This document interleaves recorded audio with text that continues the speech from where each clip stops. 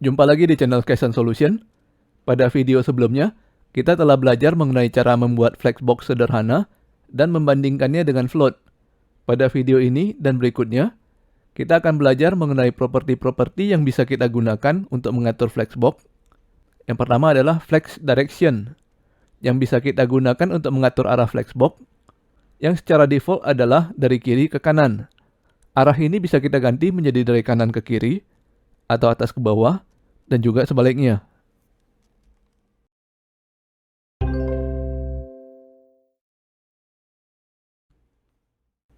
Oke, sebelum kita melanjutkan ke coding, ada baiknya kita mengenal beberapa istilah yang sering digunakan pada flexbox.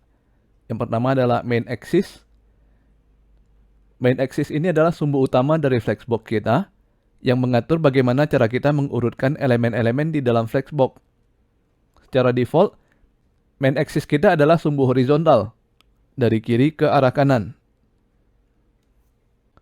Istilah kedua adalah cross axis. Cross axis ini berada 90 derajat dari main axis. Berhubung main axis kita adalah sumbu horizontal, maka secara default cross axisnya adalah sumbu vertikal, dari atas ke bawah. Nah, kalau kita melihat kedua istilah ini, mungkin teman-teman akan bertanya, kenapa mesti menggunakan istilah baru, main axis dan cross axis? Kenapa tidak menggunakan istilah yang lazim digunakan seperti sumbu horizontal, sumbu vertikal, atau sumbu X dan Y? Jawabannya adalah, arah dari main axis bisa kita putar ke arah lain. Bisa saja main axis kita diputar ke sumbu vertikal, sehingga cross axisnya yang berada 90 derajat dari main axis akan secara otomatis berubah menjadi sumbu horizontal. Sedangkan nantinya di dalam pengaturan properti flexbox, kita harus berdasarkan arah dari main axis dan cross axisnya.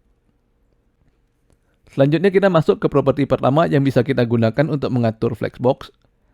Nama properti ini adalah flex direction, digunakan untuk mengatur arah main axis.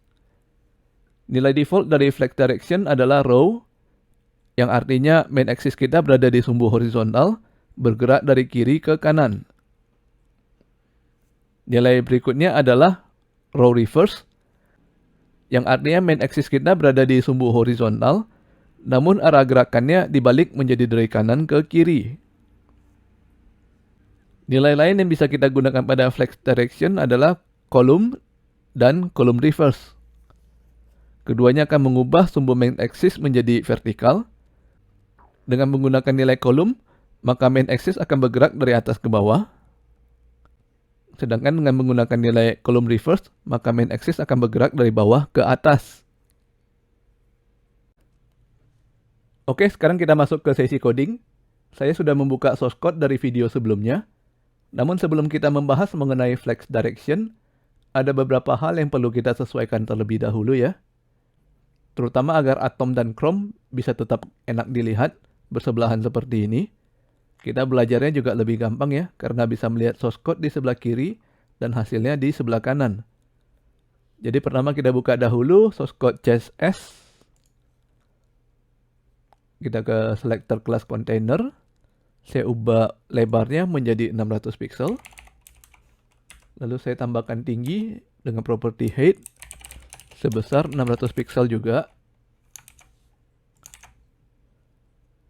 Lalu saya tambahkan border dengan nilai 5 pixel solid yellow. Dan saya beri padding sebesar 10 pixel.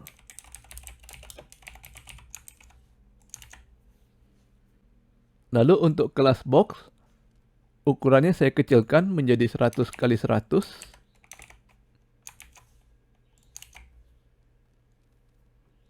Dan saya tambahkan properti box sizing dengan nilai border box.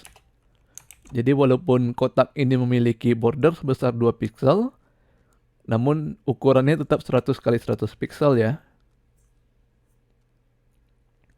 Sekarang kita masuk ke properti pertama yang bisa kita gunakan untuk mengatur flexbox, yaitu flex direction.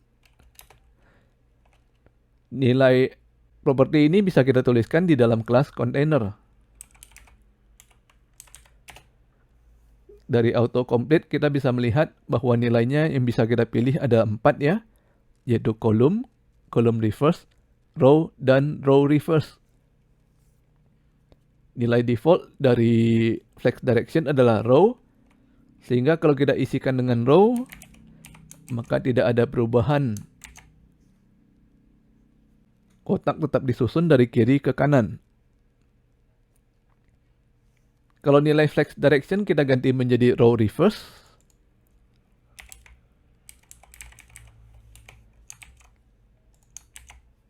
maka kotak akan disusun dari kanan ke kiri. Hasil penyusunan kotak seperti ini masih bisa kita dapatkan dengan menggunakan properti float dengan nilai right. Selanjutnya kita coba menggunakan nilai kolom.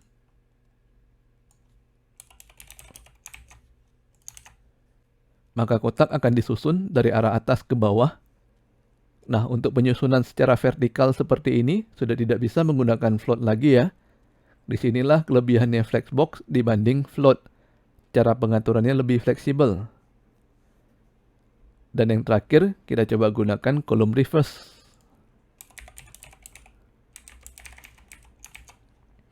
Maka kotak akan disusun dari bawah ke atas. Oke, kita lihat praktek dari flex direction ini masih sederhana ya. Kita kembali lagi ke teori. Tadi kita sudah mengenal istilah main axis dan cross axis. Dan kita juga sudah belajar mengenai properti flex direction yang dapat mengubah arah dari main axis. Secara default, nilai flex direction adalah row, sehingga main axis akan bergerak dari kiri ke kanan.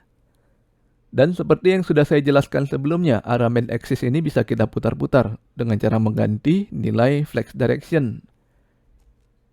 Apabila nilai flex direction saya ganti menjadi row reverse, maka arah main axisnya akan berubah menjadi dari kanan ke kiri. Di sini masih gampang ya, karena cross axisnya masih tetap sama.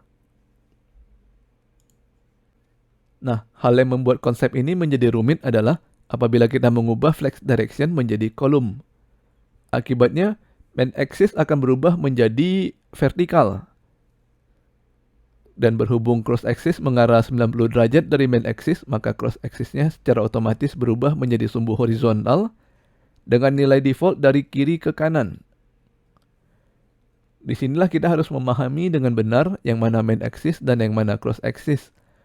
Karena nantinya kita akan bermain dengan properti-properti yang sangat bergantung kepada arah main axis dan arah cross axis.